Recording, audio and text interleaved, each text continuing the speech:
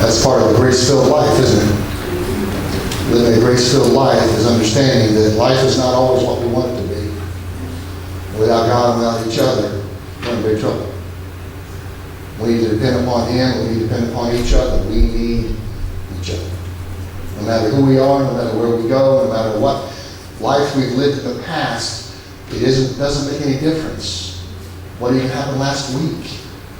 What matters is where we are right now in Jesus Christ and in the family of God.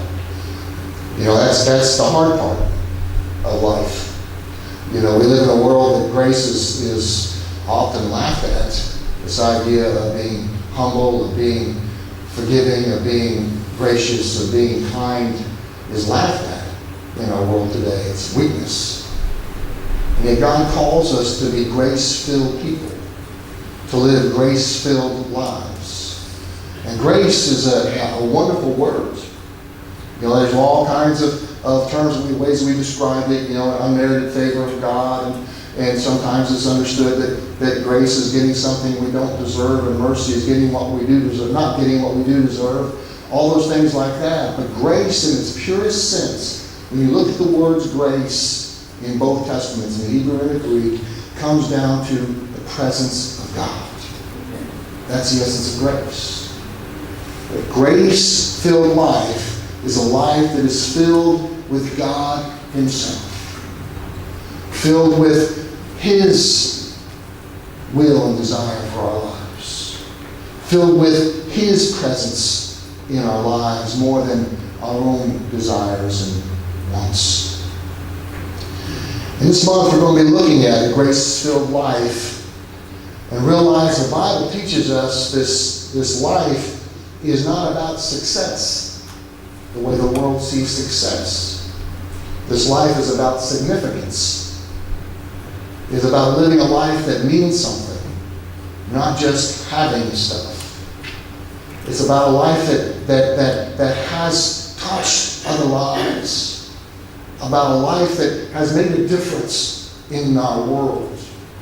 Each one of our worlds. None of our worlds are all the same, are they? Some of our worlds seem pretty small compared to other people who know thousands of people, and I only know 50 people here in Fairmont, West Virginia. That's still our world. And God calls us to touch this world in which we live. And the grace-filled life is one of significance, one of purpose, one of reasons to be. And our reason to be, according to Scripture, is not to have the most. Our reason to be is to give the most away.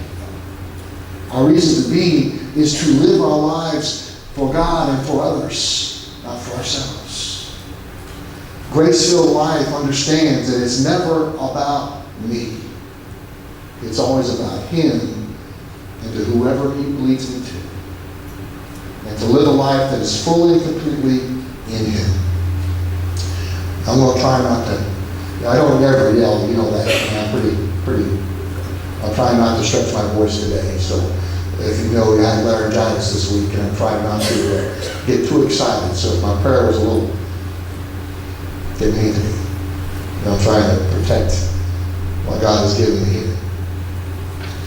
But it's important for us to see that everything about life and living a grace-filled life is all by the grace of God. But the life we have, any significance we have in this world, any good that we do in this world, any positive influence we have in this world, anything that we accomplish in this world is not by our own strength. It's by the grace of God. That's where the start comes from, of living a grace-filled life. It is never about me and my talents and what I can do. It's about the talents He has given me and the places He has sent me and what He can do through me. But it's never about me, it's about Him. In me. In us. In us. So our first sermon in the series this month is called The Tapestry of Integrity. The book of Proverbs is a great, great book. And people ask me, you read the book of Proverbs, and even the Psalms are so much different than the other books in the Old Testament. You got stories in the Old Testament, and you've got you've got, God working in a lot of things, and you have law, and you have this entire book of Leviticus is about the law, and we have the Ten Commandments, and we have all this stuff. And then all of a sudden, you got these verses in Proverbs telling us that, a nagging spouse is like a drip on a rainy day. It's in there, folks.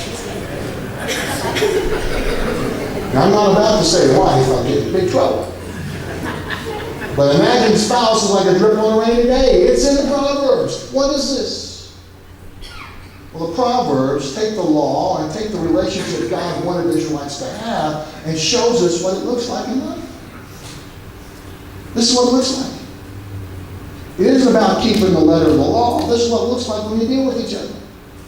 This is how you're supposed to live.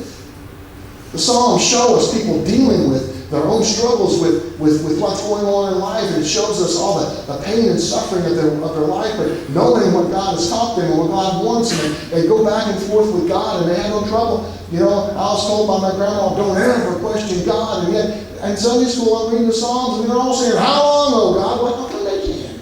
And they can't. But the Psalms teach us that conversation with God needs to be honest and sincere. We need to bear our hearts before Him, exactly how we feel, with the understanding that He can do something about it. The book of Proverbs goes even further and makes it very practical. It seems like you read the book of Proverbs, and one verse is separate from another verse. There's no story, there's no real pattern to it at all. There's no sense of getting from point A to point B. It's all point A. Every verse is point A. This is life under God's will. This is what it looks like to be a child of God. This is how it looks in life. It so happens in chapter 11 of Proverbs, verses 2 through 7, all of them do relate to each other in this idea of living a life that is a tapestry. And what is a tapestry? It's a beautiful weaving, a beautiful rug, whatever they call those things, hang them on the walls, a beautiful putting together of various pieces of thread and yarns and engravings and all types of images, and all of it is, have you ever seen weavers make rugs? You ever seen those? In the Middle East, that's all you can see. That's all how to make rugs, is actually make them. And they got these big old looms, and these looms are sitting there in this dirty old little shop, and this shop's 300, 400, 500 years old, and they're sitting in this shop, and there's piles of thread, and piles of cloth, and piles of ribbons, and piles of yarn, and piles of just piles. It looks like a dump. And they just tie the ends onto this loom, They just tie them on there, and then it just, flicking out those things back, the harps and whatever those things are called, and the warps and all those things. And they do these things, all of a sudden this beautiful tapestry comes into place. This beautiful rug comes into place, and it's such incredible. Where did that face come from? Where did that animal, whatever the pattern, where did that come from out of this pile of garbage on the floor? Where did it come from? That's what God does in creating in us the tapestry of integrity. He takes all of our garbage and all the stuff of life that pulls and shoves us and makes us feel so bad, and all the experiences we have and all the terrible things that we're going through at this minute, and he takes them and runs them through the loom, and with his own hands he carefully crafts to this integrity if we truly want to live with him first. If we really want to live a grace-filled life. He creates this tapestry of integrity. So in Proverbs chapter 11, I'm going to start with the second verse and go through verse 7. Let's stand together as we read God's word.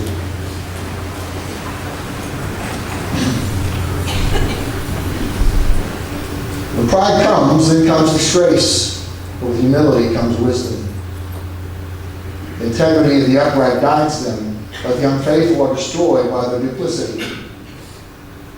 Wealth is worthless in the day of wrath, The righteousness delivers from death. The righteousness of the blameless makes a straight way for them, but the wicked are brought down by their own wickedness. The righteousness of the upright delivers them, but the unfaithful are trapped by their evil desires. When a wicked man dies, his hope perishes. All he expected from his power comes to nothing. May you see.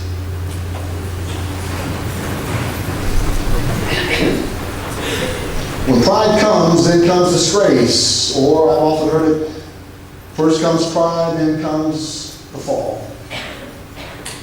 When pride becomes the most important thing, when it's all about me, it's all about what I want and what I get and all that I have, and you know, even when we feel pride about having such a great church, we're First Church of the Nazarene, and we're the great church in this area, and we're this or that or whatever. Whenever pride gets in the way, gets into the middle of things, and about feeling how great I am, or how great we are, or how great everything is, and everybody looks up to me, or everybody looks up to us, or everybody looks at this, or whatever. If it's about what people are thinking about me, there's a problem.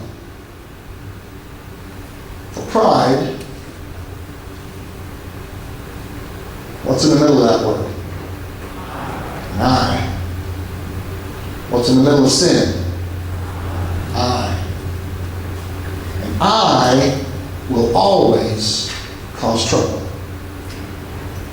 Because if it's all about me, if it's all about I, about what I want and what I think and how things I think they should be, and all the ways that I think people should behave, and all the things that I wish that preacher would do or not do, or preach the way I think he should, or whatever, or I think if I think these people should do this or that, and they just won't do it, and I think I know what's best for all of you out there, that you should do this and do that, and I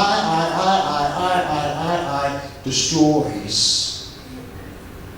Because if I want what I want, and you want what you want, and we're both determined we're going to get it, what's going to happen? And you multiply that by 180 people. And you have one giant dysfunctional mess. It cannot be about I. It's about God. So what do we do with this? And he tells us very clearly, but with humility comes wisdom. With humility. This word humility is an interesting thing. It helps us find the treasures of wisdom and knowledge. It helps us realize that the more we know, the more we need to know. That the less I think I know. The more I learn, the less I think I know. There's just so much of God that is so much greater than I can ever imagine. And therefore I'm held humble before Him. That He is so great and so incredible. He can do anything He wants to do. He can squash me like a bug. And He doesn't. He can do anything He wants. He sees the world in ways that I can never see it. And that humility is simply saying, there is a God and I'm not Him. That's the beginning of it. But humility is the opposite, to be honest with you, what our culture teaches us. Our culture tells us we're to be brash, loud, out front, get everything you can get at anybody's expense. Become that, make a name for yourself, be known by everybody. Our culture tells us if you don't have the greatest whatever, you're just a failure. You know, I saw a commercial the other day, and this guy, I don't know what it was. Well, it must have been for an Audi commercial, car. This guy, he's in bed and he knocks off his old alarm. He picks it up. It's a brand new. He goes over and hits the thermostat on the wall, and when he takes his hand away, it's one of those big fancy new ones. And everything he touches becomes the newest. And he walks out the door, and he's got a Mercedes sitting in his front of his driveway. Beautiful Mercedes. He walks by it. And that's not even good enough. Now he's got an Audi behind me. Because not even a Mercedes good enough if they want to sell you an Audi. The world tells us that we are not good enough, and you need to take what you need to be the best. And humility says, I've got the best. best made me just the way I am. And the best loves me just the way I am. And the best is helping me to be the best that I can be. But I don't need to worry about what other people think I should be. I don't need to listen to what they say on the news or on television ads or anywhere else about how the world looks at me because I'm a Christian. I need to worry about my relationship with God. And when I do that, I don't have to worry about anything. That's humility. It's dying to ourselves. As Micah 6:8 says, do justice, love mercy, and walk humbly with your God. When pride comes, then comes disgrace. With humility comes wisdom. The integrity of the upright guides them. Integrity is an interesting word. We throw it out there all over the place in our society today. That integrity this, integrity that, and this integrity. And it's a label that we put on just about anything that works right, or that has its integrity. It's good, and this has its integrity because it's complete. Well, integrity really comes from the word integer, which you school teachers know is a whole number. Yeah? An integer is a whole number, and integrity is being a whole person. Being complete. Being content. Being filled with who we're supposed to be. Integrity is the wholeness of being that God wants for us. It is knowing without a doubt that my life has meaning and purpose behind it. That my meaning is not to get what I want. My meaning is to be what God wants. My desire is to be truthful, to be honest, to truly see the world the way God sees it and treat people the way God treats people. To see those who are lesser than life circumstances and see them the way God sees them and how much He loves them just as He loves me. To hear the words of God that tells me that those who are in worse condition than we are, that we're supposed to care about them and actually go out of our way to help them. That when we see the world around us, we see somebody with a nice car, we don't say, boy, I'll tell you what, I wonder what they're paying, they can't afford that. It's none of my business what someone else is driving. It's none of my business what kind of house somebody else has. It's none of my business how much somebody else makes compared to what I make. Or how much I make compared to that I make. It's none of my business. It's about living a life of integrity. That as I am with what I've got, with Jesus Christ and the Holy Spirit in me, I am whole. I'm everything God created me to be. And that's all that matters. The unfaithful are destroyed by duplicity or by double-facedness, by trying to be things that they're not. I struggled with that for many, many years. Trying to put on the face that people thought I should have, to have that look of authority. Give us my face. You respect me, you understand? I tried hard to have that sense of success without bankrupting my family.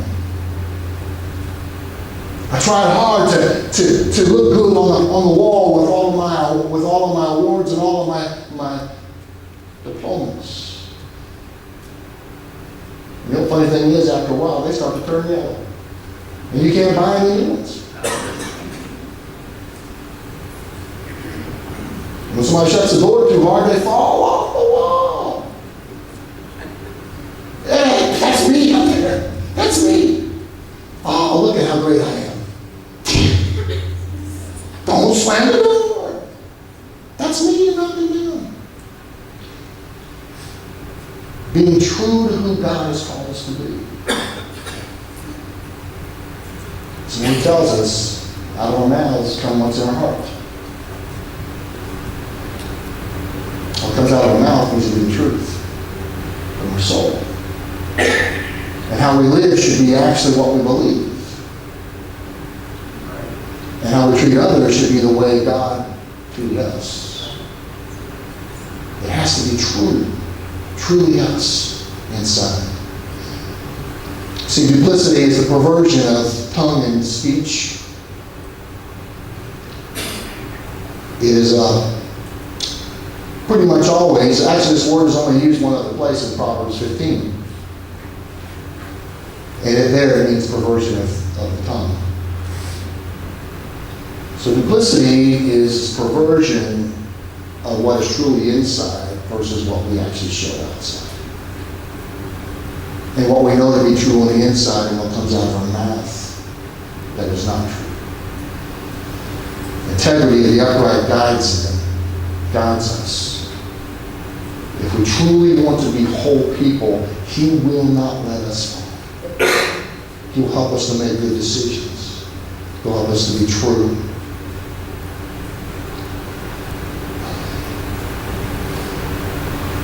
This wholeness of heart and innocence of our hands and our voices.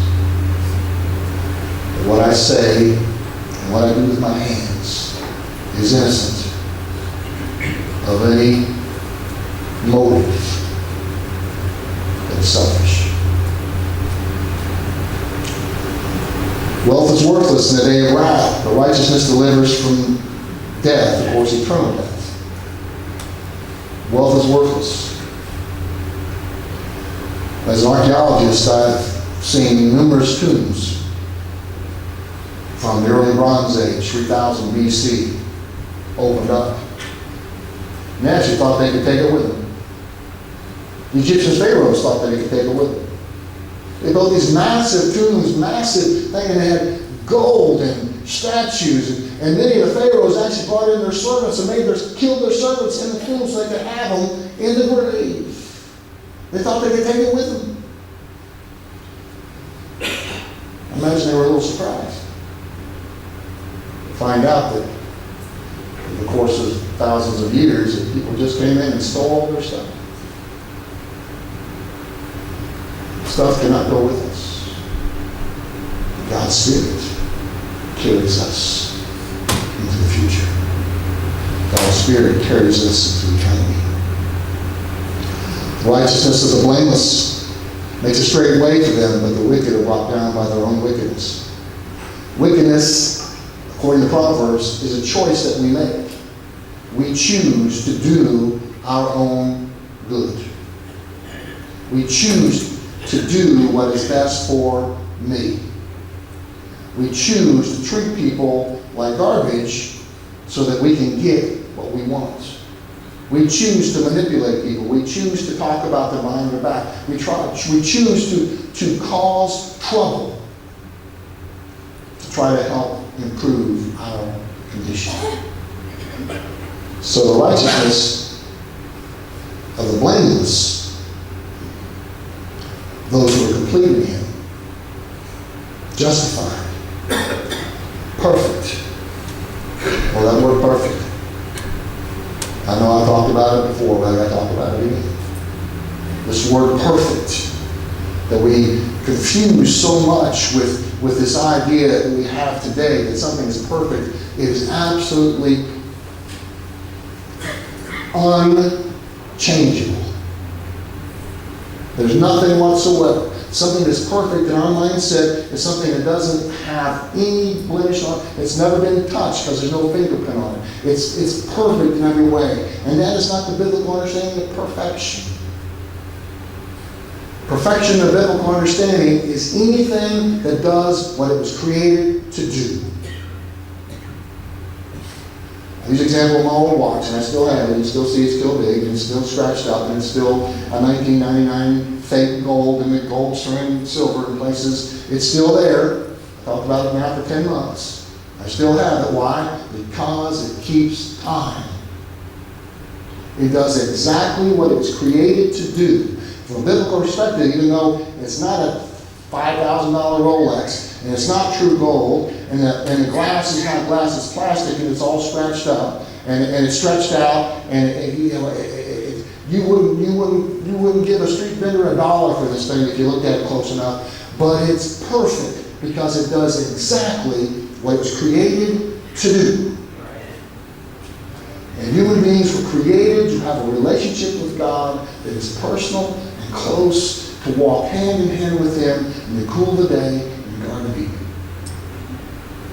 We're created to have a relationship with Him, that He is the most important thing in my life, knowing that He will never do anything wrong by me. He'll be with me every step of the way. He will help me. He will walk with me. He will be with me in the rough times. He will celebrate with me in the good times. He'll walk through the valley. He'll climb the mountain with me. He will be with me the entire step that I take. Every step that I take, He will be with me.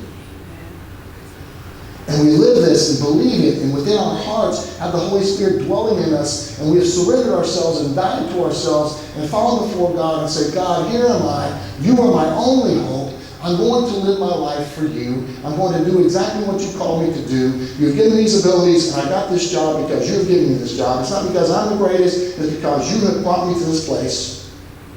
You gave me the skills to do it, and I'm going to do the very best I can. I'm going to work hard, and I'm going to be very successful because of that, God, but it's not because of me, it's because of you in me. This is being blameless. This is being blameless before God. He tells us that if we are blameless, that He makes plain our paths. He shows us where we should go. He helps us to know the road that we walk. He helps us to see in the darkness. His word is a light unto our feet. He shows us people as they are, and we have compassion in our hearts. What about you? But in our society today, and I look at what's going on in the world today, especially getting into the politics, because I am not going there. I don't see a whole lot of compassion in this world right now. I don't see a whole lot of concern for anybody. A bunch of yelling and screaming and hollering, mean, nasty stuff. And God is love, and God is compassion, and He calls His people to live blameless lives of compassion for those around us. The righteousness of the upright delivers them. The unfaithful are trapped by evil desires. Delivery is an interesting idea, when you're delivered from something, and I've been delivered from a lot of things. The greatest thing was I delivered from all the guilt that I've been carrying all those years. The Lord forgave me for my sins. I was delivered from having to struggle with daily trying to do the right thing, but then not being able to, even though I believed in Jesus, and I believed that He was with me, and I believed that He had saved me. But still, every morning I get up, and those same temptations and the same weakness was there, and I struggled with doing the right thing. I struggled with avoiding doing things I know were wrong for me to do and were harmful for me to do. I struggled with those things until finally I surrendered them all to God, and I surrendered myself to God. I was delivered from this life of self-centeredness. But each day there's still those opportunities that I can say, boy, I sure wish these people would. I sure wish these people would understand who I am. You and I joke about it on the highway. And you got a crazy person doing 35 miles an hour in the left lane, and over here you got 9 people going 90 miles an hour in the right lane, and you're just trying to get there. And we joke about, I say out loud, I say, don't they know who I am? No, they don't. They don't care. Those temptations are still with us. But daily, when we die to Him, daily when we give Him our lives, daily when we say, God, take me and help me, I want you to have complete control of my life. I don't want to feel this anxiety. I don't want to feel this fear that this world pours into my heart every time I turn on the television. I don't want to feel the nervousness of who's going to win. I don't want to feel this stuff, God. Take it all. I just want you. Because you're more than what I need. He delivers us from all these things. But the unfaithful are trapped by evil desires. Meaning they're trapped by their own haughtiness. That's really what it means. Literally, it says, in their haughtiness, they're trapped. In their surety of themselves, in their pride, in their place of position, they're sure of themselves. And they're trapped because when they fall, they fall. And nations have been caught in their haughtiness. The Assyrians, the Babylonians, the Romans. Who else? Caught up in their haughtiness that we're the greatest nation on earth. And we're better than everybody else. And we know what everybody else should be doing. We need it. They need to live like us. We need to do this.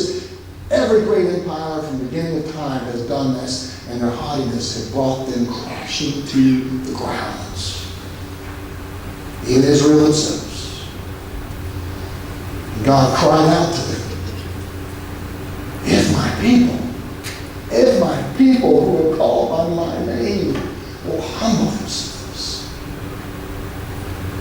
seek my face, then will I forgive their sins, then will I heal their land, then will I come down from heaven and wrap my arms around them. If they just humble themselves for the Lord. Tapestry integrity does not allow us to be haughty. And a person of integrity does not allow us to be better than, superior than, more important than, needing more attention than, wanting my own way than. There's no place for it. God's will is what we need. God's will. And here's the catch. Here's the punchline. When a wicked man dies, his hope perishes.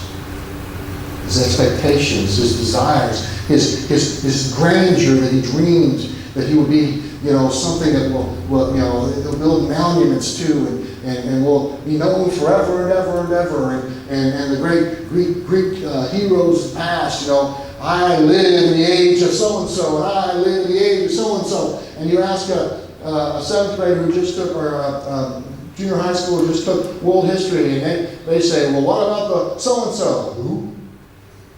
Who? What about so-and-so? Well, who? You talk to a lot of us about our own history in our country. You mention somebody, who? Our memory is fragile. And if our entire life is built upon making a name for ourselves, name will be go on for history and ever and ever and ever, we're sadly mistaken. The only thing eternal is a life with God. And He knows our name and we'll know it forever. He has our name written in a book. He has our name ready. He has our name on His heart. He knows us and loves us, and that is all the thing we need as believers in Jesus Christ. The great God of the universe knows your name, Miss Marguerite. He knows you. He knows our name personally. The great God of the universe, who created all things, who spoke into existence life itself, who sees everything that takes place. He knows all 7 billion people on this globe. He knows them by name. But those who believe in Him, He has our names written on His heart. In the book of life. What more thing do we need than that? The wicked man who thinks that he has built something great soon finds out that his hope perishes. All he expected from his power comes to nothing. All that he thought, how great he was. Not to be gross, but what happens to somebody who after they die and they've been dead about 10 years? Not much grandeur in that, is it? To God, we're precious souls. To God, we are wonderful souls. We are eternal beings that he wants to bring into his presence and to love us and to hold us his entire history of eternity. And we don't know how long eternity is timeless. It goes on and on and on, and he wants us to be with him. That's my hope. That's my hope. See, if there's no hope in life, there's no hope in death.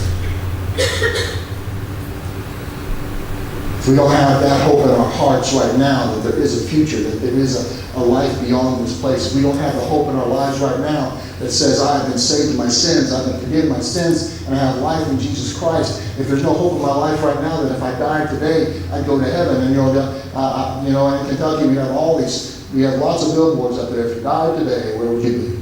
And you read those, and you read them and think, well, that's a good question. That's a good question. And we talk about that so much, or we see it so many times. It's written on billboards and all kinds of stuff. We just ignore it nowadays. And the question is, where will we be? No matter how much money you've got in the bank account, if you die tonight, where are you going to be? You might have a real nice funeral. I'm not being flippant about this. It's an honest question. Where is our hope? If our hope is in God, we have hope that will go on forever and ever and ever. And we have that hope, and we have God in us. We have Christ in us. We know that he has saved us. We know that he lives with us. And that this world can be a world where I can actually live out of the fray of the rat race. I can live out of the fray of being more and better. I can live out of the fray of trying to make everybody happy. I can live out of the fray of trying to make a name for myself. I can live in contentment and peace, as Paul said. I've learned to be content in plenty and in want. I've learned that in Christ Jesus, my hope is in him here today, because that hope will take me on for eternity. And what I have today is all a gift from him anyway. So why should I complain? He wants me to get a new car, he'll let me know. He always has. And he's worked out a way to get it. Now, there have been times in our early lives when we went and bought things we shouldn't have bought because I wanted it. That didn't turn out so good. When we trust the Lord, we put our hope in him. This tapestry of integrity begins to take shape. Someday, when we get to heaven, we'll get to see the whole road. Your life, this tapestry of your life that God has shaped and made and molded out of all the junk that's laid on the floor. He brings it together and he pulls it together and makes this beautiful tapestry. If we live in that hope today, I'm excited. I'm going to do everything I can to get there and see if I have a road or not. And I'm more excited to get there and see your roads. See your tapestry. I'm more excited to see what God is doing and has done and will continue to do in your lives. As we live grace-filled lives, not self-filled lives. Grace-filled lives and not fearful lives. Grace-filled lives that love one another and love God with all our hearts. Then we're going to sing, the closing song will be, "Oh, to be like thee." Just one verse. If you're struggling with this battle that I've been describing of integrity, character. You're struggling inside with knowing that how you live your life is not exactly the way that things are inside your soul. Sometimes it's easy to struggle and be one person at this place and another person at this place and another person at this place, and God calls us to be the whole people. And what you see is what you get. The Lord taught me a long time ago that playing games is a very difficult thing to do. So I spent the last 25 years of my life trying to live a life that doesn't play games. Sometimes good, sometimes bad, but what you see is what you get. And I'm not perfect by any sense of imagination from a human perspective. But I try to live in perfection, being who God's called me to be. In union with Him. And whole. Complete. But it's a day-to-day life. Day-to-day seeking God's will. Day-to-day singing this song, "Oh, to be like you, O God." Become more and more Christ-like every day. Paul tells us in Romans 12 that we are not to be conformed to this world, but be transformed daily into the image of Jesus Christ. That will only happen if you rub up against Him. And know Him personally. It's my prayer if the Lord is speaking to you today and He's telling you need to surrender something to Him. The altars are always open. You might come and pray, but it's not a magic place. God can speak to us anywhere. And we can speak to Him anywhere. Some people, it's just private thing. As we sing this morning, there's just this one verse. The Lord is speaking to you. I pray that you'll sing these words from the bottom of your heart and mean them. And as we pray, you should pray along. Simply saying, God, here's my problem. And I need you.